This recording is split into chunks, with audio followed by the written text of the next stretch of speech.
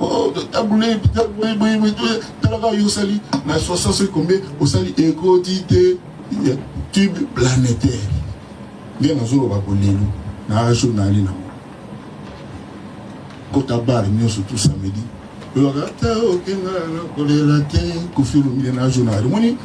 ana baji nanga avi bozi avi josar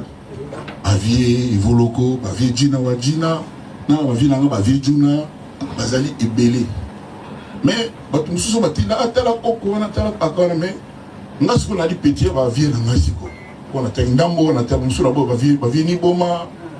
na bo boso na bakumbo bo rablenga bakumbo baza na di petit na bon mais ngasiko batiango ndiri ngande les plus vieux des vieux il faut na kufa kaka il faut na tika kaka il faut mais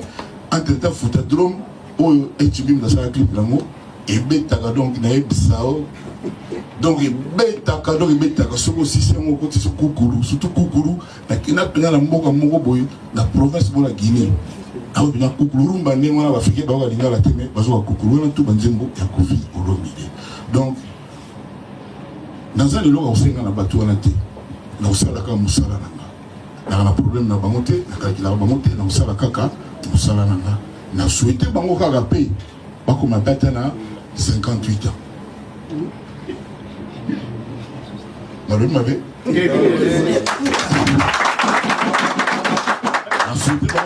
Parce qu'on dirait la communauté na biso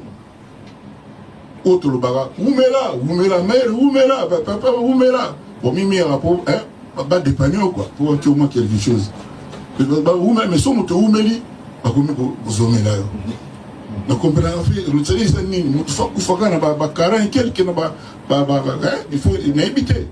mutufa oumela ndi nzambe a programme qui à vivre ça la vie na temps na mutu moko te a kokana calendrier ko changer date au mutu programme nzambe a programmer la mutu na kati na biso donc en un mot je peux ça merci na maître Gims yi na ma ebele lelo a